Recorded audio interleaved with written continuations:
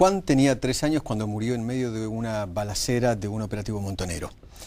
Andrea tenía 10 años cuando una bomba activada a distancia por montoneros destrozó el auto en el que viajaba junto a sus padres, que murieron al instante.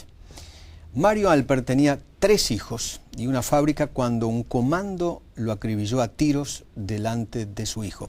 Y así siguen las historias que figuran aquí en este libro de Carlos Manfroni y Victoria Villarroel, Los otros muertos, las víctimas civiles del terrorismo guerrillero de los años 70.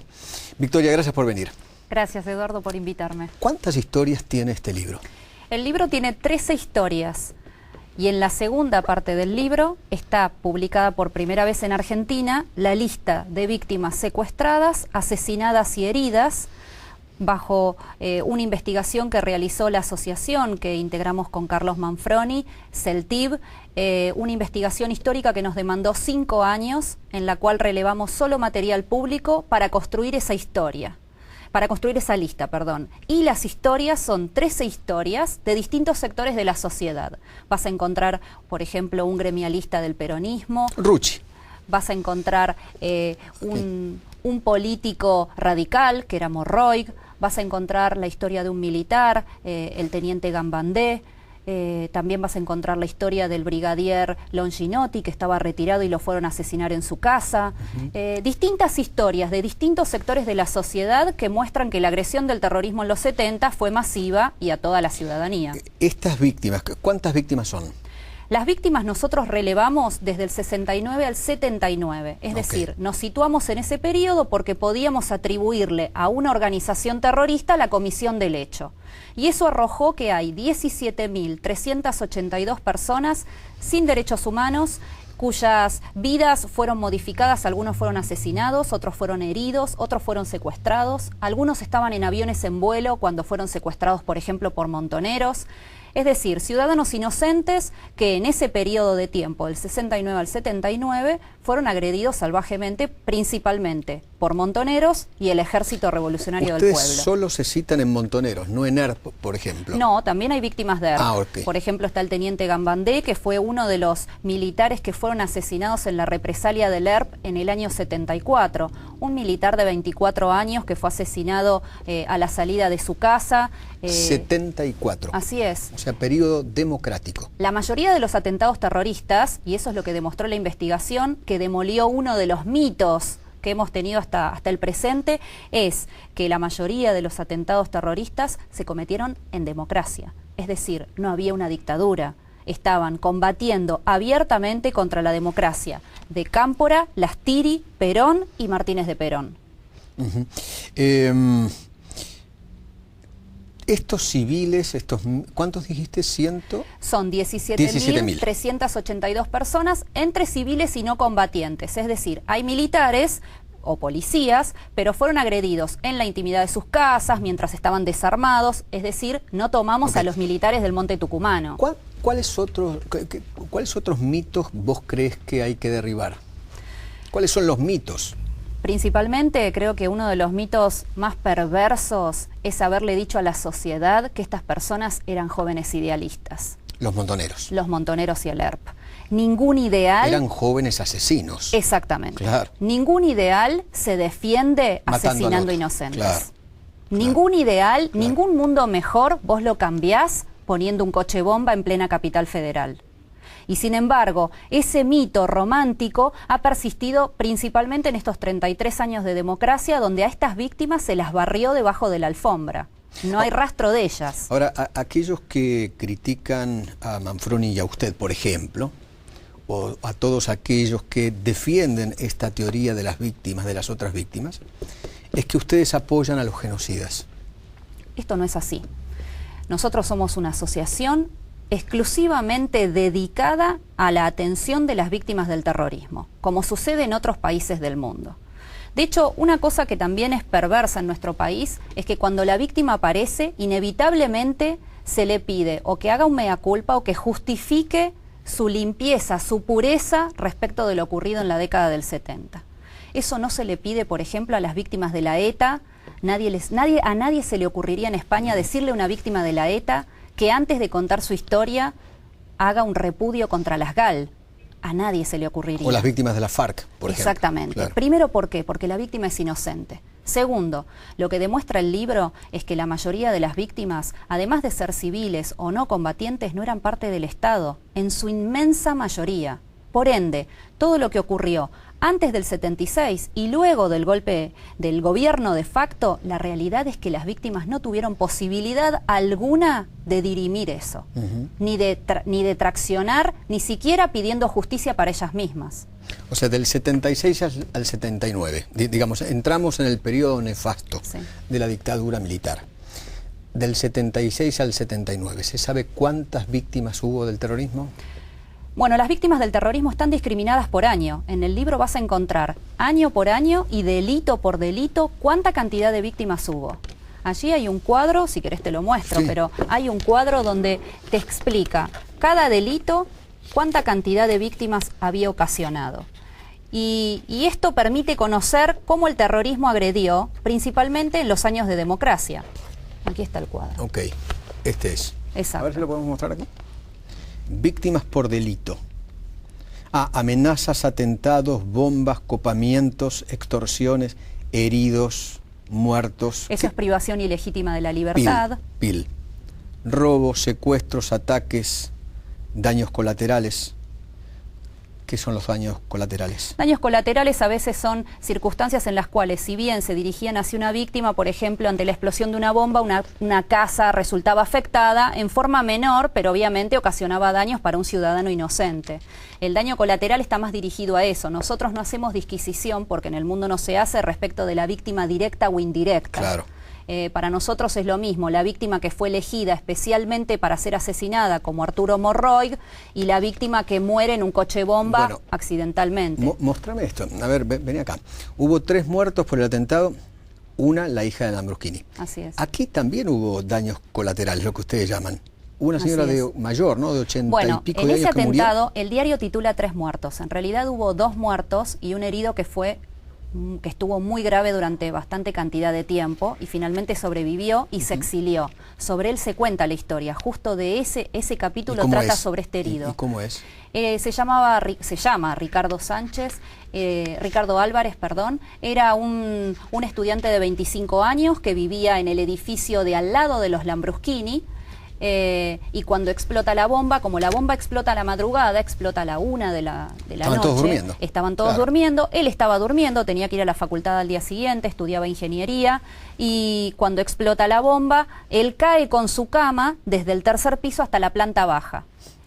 Sufrió fracturas de todo tipo, incluso fractura de mandíbula, costillas, lesiones en la cabeza. Fue tal la agresión que sufrió este hombre que, como no había fotos de cómo era su rostro antes de todas estas lesiones, no se podía hacerle la reconstrucción. Afortunadamente estaba de novio, esta novia tenía fotos en su domicilio y pudieron reconstruirle su cara. Con 25 años pasó esto. Hoy vive en otro país y está esperando justicia, porque Argentina es un país donde estos hechos quedan impunes. ¿Cómo fue el atentado a Lambruschini? ¿Es cierto que la madre de Guado de Pedro fue la que puso la bomba?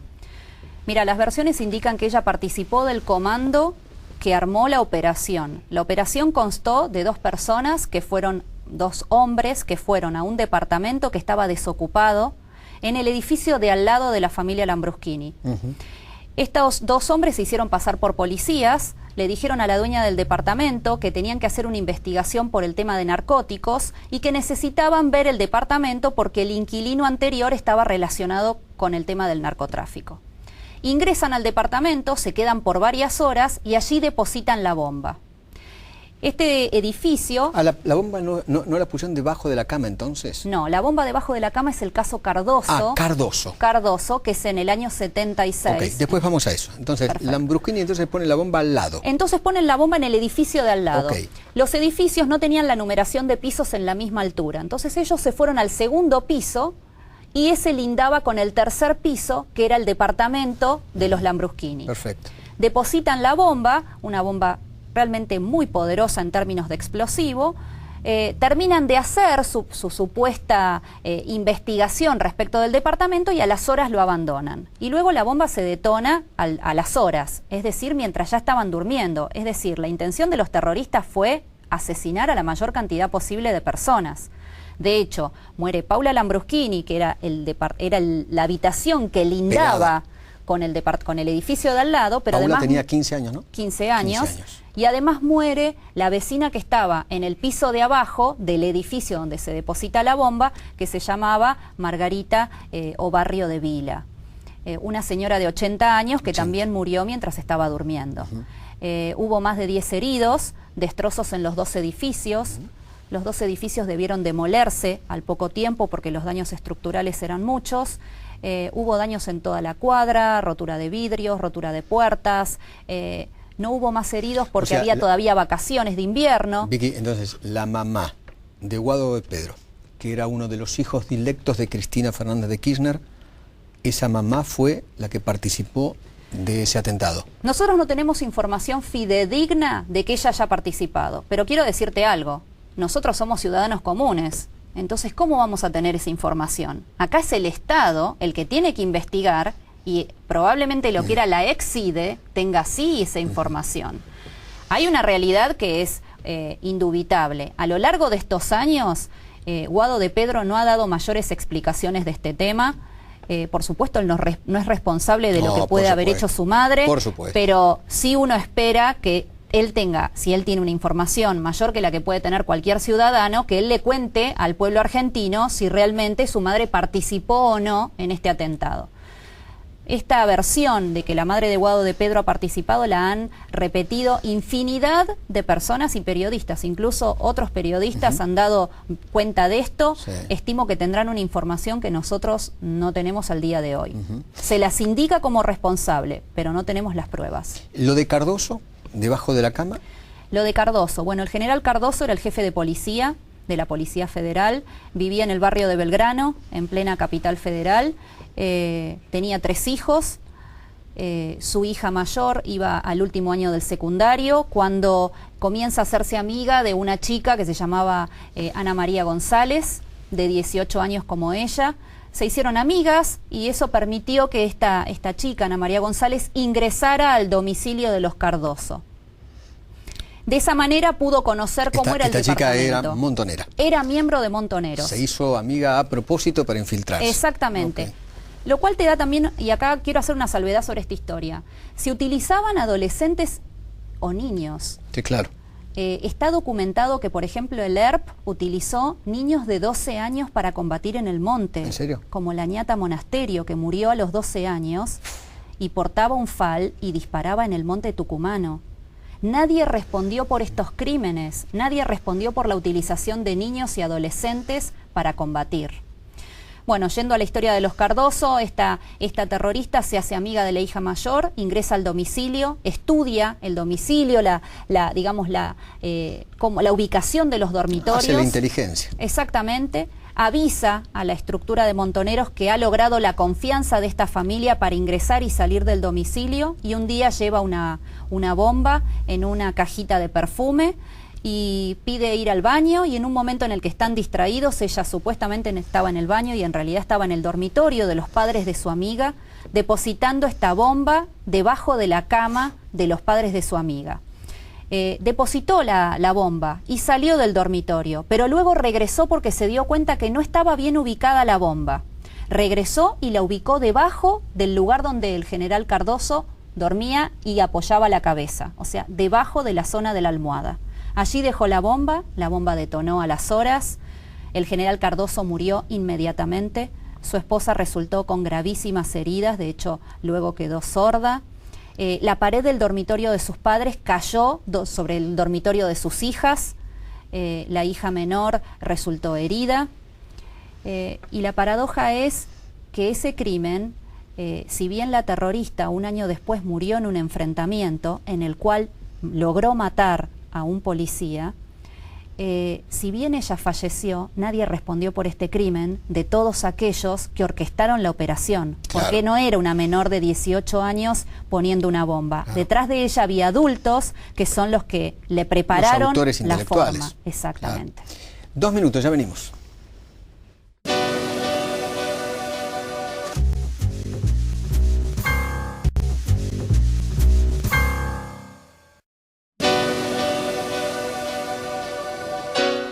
Victoria, Gómez Centurión dijo que él creía que no hubo un plan sistemático para matar gente por parte de los dictadores.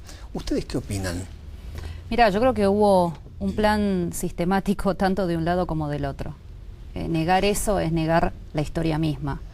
Y estamos negando la verdad. Ahora, vos sabés que diciendo eso te van a saltar a la yugular diciéndote, no hay teoría de los dos demonios. Mira, para mí los dos demonios son la violencia política. Yo represento a ciudadanos que hasta el día de hoy luchan por el reconocimiento de sus derechos humanos. Decime si eso no es demonizar a un sector de inocentes.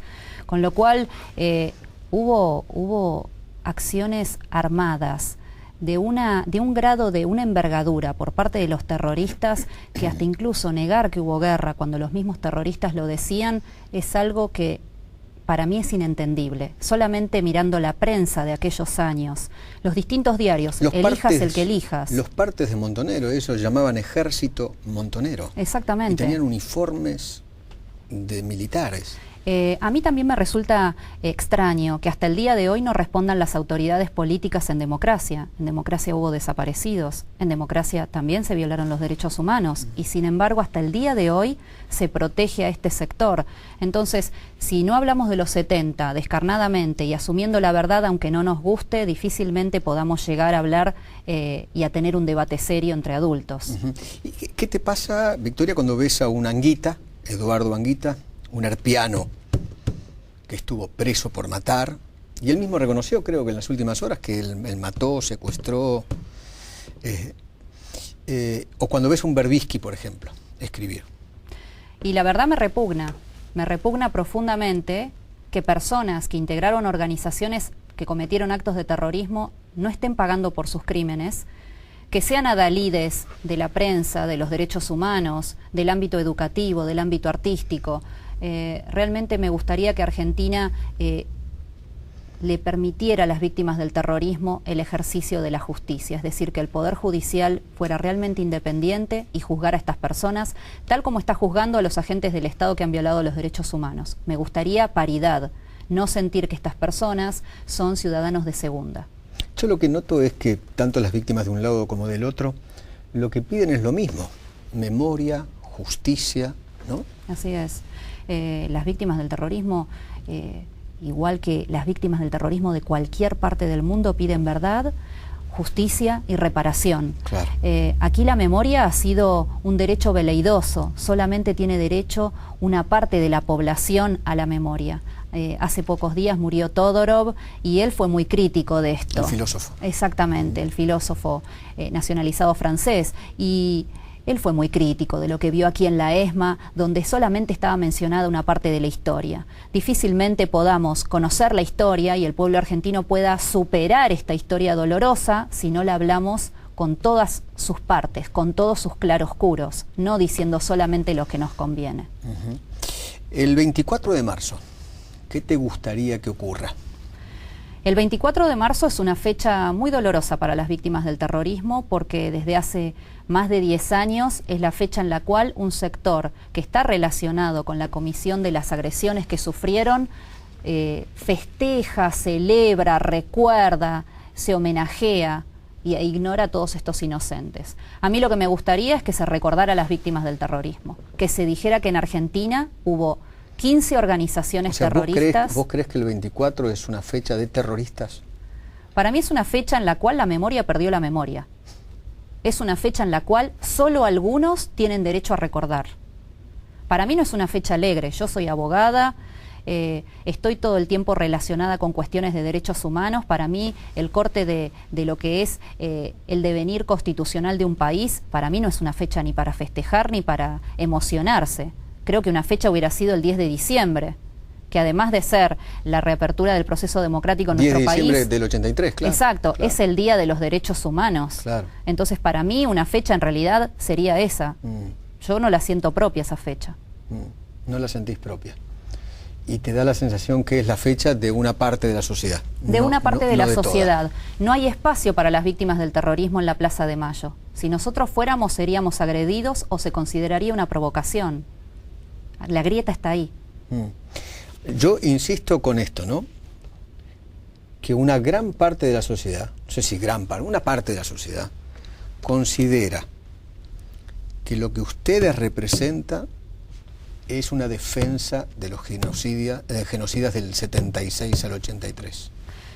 Mira, cuando dicen eso, yo solo puedo decir que Juan Eduardo Barrios tenía 3 años y no pertenecía a ningún bando. Su padre era un obrero metalúrgico. Obrero. Obrero metalúrgico. No era ni policía ni militar. Era un obrero metalúrgico al que un día le fueron a avisar que su hijo, su único hijo de 3 años, había sido asesinado en un atentado terrorista de Montoneros. ¿Y dónde? ¿Dónde muere? Esto ocurrió en Montechingolo el 6 de diciembre del 77. Este nene había ido con su mamá a pagar una cuenta de la luz en el banco de Montechingolo cuando pasa una pareja de terroristas arriba de un auto y tirotean el frente del banco en el cual estaba un policía haciendo guardia a la institución bancaria. O sea, intentaron matar al policía. Bueno, lo lograron herir gravemente al policía. Sí. La mujer desciende del auto, le tira un bidón de nafta y le prende fuego al cuerpo todavía con vida del policía. Luego huyó, sube al auto, tira una ráfaga de ametralladora y en esa ráfaga termina asesinando a Juan Eduardo Barrios y hiere a 3 civiles más. Todo esto está impune. ¿Cuántos chiquitos más murieron a manos de los montoneros, del ERP? Hay 29 niños que nosotros tenemos documentados 29. Que fueron asesinados por los terroristas. Pero quiero decirte algo. Como nosotros utilizamos información exclusivamente pública, hay asesinatos que no podemos documentarlos si no está la información del Estado, es decir, de las Fuerzas Armadas, del Poder Judicial, de la ex-CIDE. Esa información nosotros no la tenemos. Tenemos más de 7.000 casos de ciudadanos que han sufrido asesinatos, secuestros o heridas y no los podemos incluir porque falta la información. La información de ustedes proviene de los diarios. Proviene de los diarios de la época, 4 diarios nacionales. Diarios, revistas de la época. 4 diarios, se relevaron 16.000 ediciones de diarios, se compararon, se cotejaron con las revistas de las organizaciones terroristas, Evita Montonera y Estrella Roja, claro. Y eso se comparó a su vez, se completó con 50 libros escritos principalmente por exterroristas, por ejemplo, los tomos de la voluntad.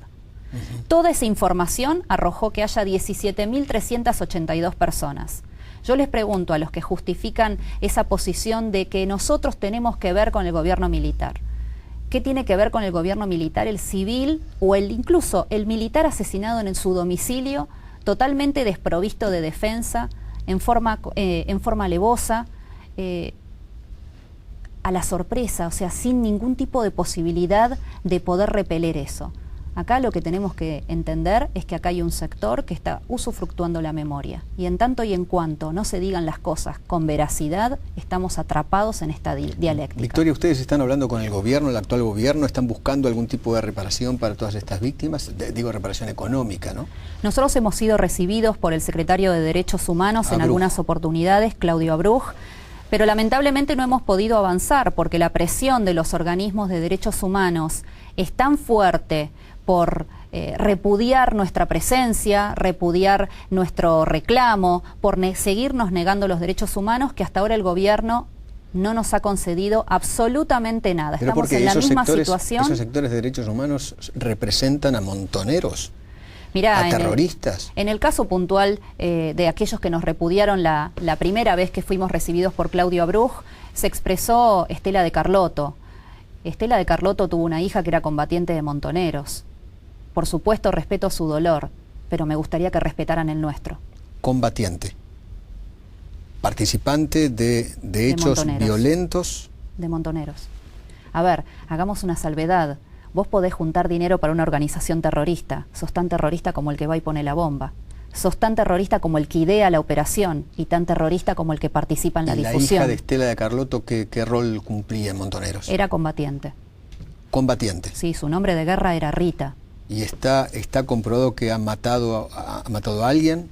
Todo eso ha quedado en la nebulosa de estos 33 años en los cuales algunos son buenos y otros son malos. Por supuesto, yo no estoy de ninguna manera faltando el respeto o no sintiendo empatía por el dolor ni de los familiares ni de su familia, ni de los familiares de los desaparecidos, ni de aquellos que simpatizan con esto. Yo respeto el dolor de todo el mundo, pero me gustaría que se respetara el de estos inocentes que un día se levantaron y su vida se cambió para siempre por un atentado. Victoria, muchísimas gracias. Gracias. Gracias por venir. Les recomiendo el libro, es muy pero muy bueno. Gracias, lo espero a usted el próximo jueves.